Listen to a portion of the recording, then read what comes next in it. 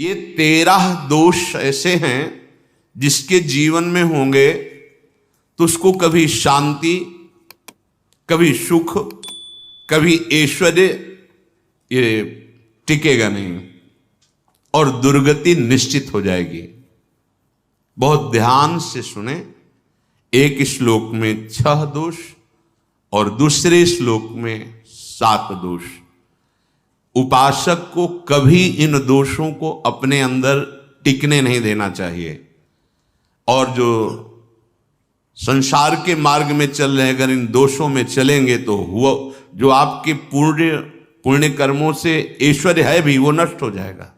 आप दुख, चिंता, शोक से ग्रसित होकर बड़ा दुख में जीवन व्यतीत करेंगे और आपकी गति बिगड़ जाएगी, दुर्गति हो जाएगी। विकत्थनः स्पृहायुर्मनस्वी बिभ्रत कोपम चपलो अरक्षणश्च एतान् पापाः षण्णराः पाप धर्मान् प्रकुर्वते नोत्र सन्तः सुदुर्गे संभोग संविद विषमोति मानी दत्तानुतापी कृपणो बलीयान् वर्ग प्रशंसी वनितास्तु देष्टा एते परे सप्तनशंस वर्गाः। जो अपने मुख से अपनी बड़ाई प्रशंसा करता है, ये 13 लिख लो दिमाग में, डायरी में, क्योंकि ये नोट हो रहा है, आवाज डाली जाएगी, आप बार बार सुन। इनसे बचिए। अपनी बड़ाई, अपनी प्रशंसा कभी अपने मुख से नहीं करना, नहीं तो आपके पुण्य नष्ट हो जाएंगे, बुद्धि भ्रष्ट माने गिर जाएगी। अगर परमार्थ में चल रहे हैं तो भी, और व्यवहार में तो पुण्य नष्ट हो ही जाएंगे। बुद्धि गिरी हुई तभी ऐसी बात होती है। और यह दोष बहुतायत है, ये बहुत प्रभावशाली है। अपनी बड़ाई मारना, इसको देख लो, पकड़ो, सत्संग है। अपने मुख से कभी अपनी बड़ाई ना करना। अगर कोई अपने मुख से अपनी बड़ाई करता है तो उसके सुकृत नष्ट हो जाते हैं, बुद्धि भ्रष्ट माने गिर जाती, पतित हो जाती है, फिर निर्णय ठीक नहीं। अगर हमारा सारथी, हमारा ड्राइवर मूढ़ हो तो कहीं भी हमको गिरा देगा, तो वो बुद्धि भ्रष्ट मतलब गिर जाती है, निर्णय करने लायक नहीं रहती। अपनी प्रशंसा अपने मुख से करना। दूसरा, लोलुपता, ये वृत्ति नहीं होनी चाहिए। धर्म से चलेंगे, धर्म के द्वारा जो हमें प्राप्त होगा उसी से हम अपना भरण पोषण करेंगे। आपके बच्चे स्वस्थ होंगे, बुद्धिमान होंगे, परिवार में बहुत सुख और शांति होगी। भले दीपक की तरह जलो, बहुत काल तक रहेगी।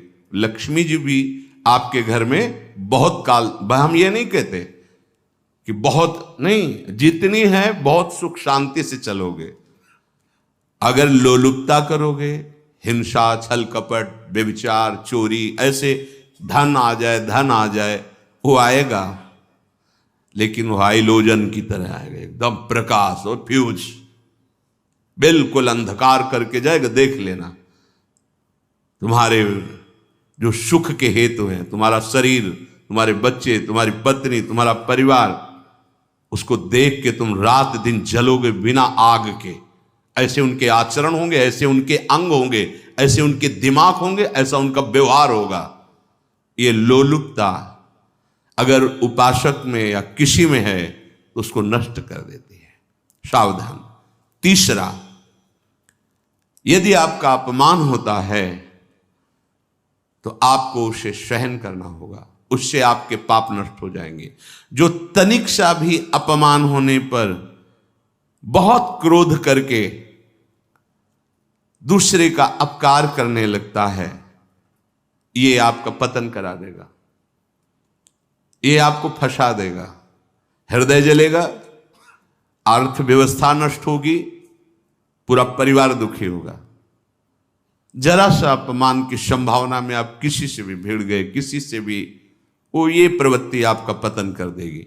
उपासक में तो अपमान सहना अमृत है, नीचा अपमानम सुधा, पर व्यवहार में भी ज्यादा उत्तेजित मत होइएगा।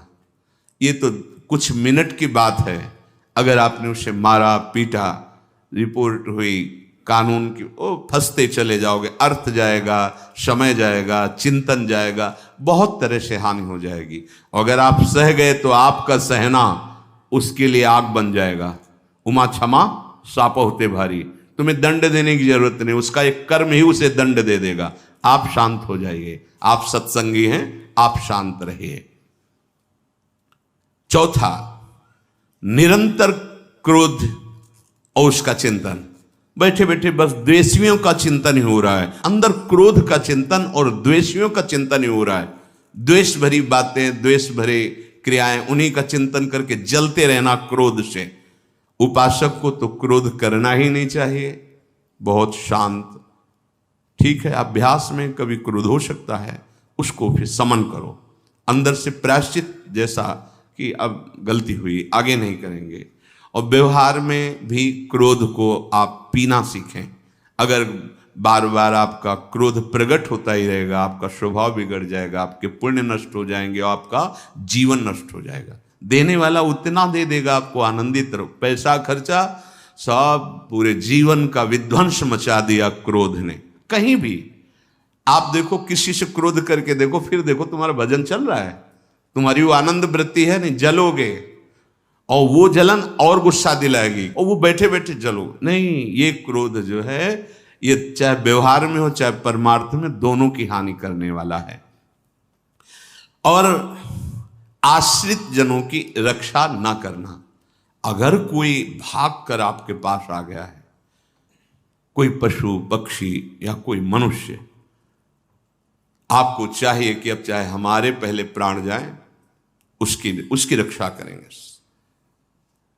सीवी जैसे तो कोई बिरले ही होते हैं, पर इतना जरूर ध्यान रहे,